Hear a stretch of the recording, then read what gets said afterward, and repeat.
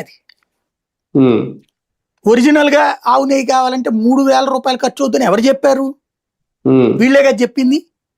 మరి ఇవాళ ఎంత కొంటున్నారు? 275, 300. జగన్ కొందంతే కదా. మరి అప్పుడేమో 3,000 పెట్టి కొనలేదు కాబట్టి జగన్ తప్పు చేశాడు. ఇవాళేమో 300 రూపాయలు పెట్టి కొంటాను వీళ్ళు రైట్ చేశారంటే ఎట్లా కరెక్ట్ అవుతుంది? అదే కదా. కానీ ఇక్కడ చెక్ చేయించట్లేదు, నడిచిపోతుంది. ఇప్పుడు అది ఎప్పుడైతే పబ్లిక్ లో ఇవాళకో 40% మంది అది ఫీల్ అవుతారు, ఏది అదైనా సరే కల్తీ ఉండటానికి వీల్లేదు. కానీ 60% మంది ఇదేంటి అన్నారు, ఇట్లాగేంటి అనే ఫీలింగ్ వచ్చింది.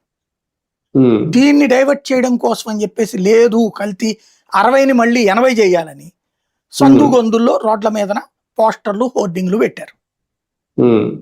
అంటే ఏం చెప్తున్నారు తెలుసా మనకి?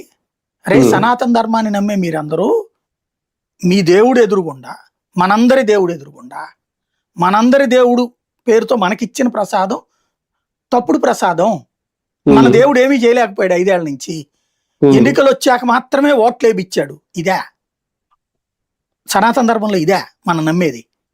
భగవంతుడు తప్పుని అంగీకరిస్తాడంట మనం, కానీ ఇక్కడ అంగీకరించేశాడని చెప్తున్నారు. ఇంకోటి కల్తీ లడ్డు తిన్నాం మనం అని చెప్తున్నారే. సరే అది పక్కన పెడదాం. దాంతో వైసీపీకి ముందు అఫెన్స్ లోకి వెళ్ళింది.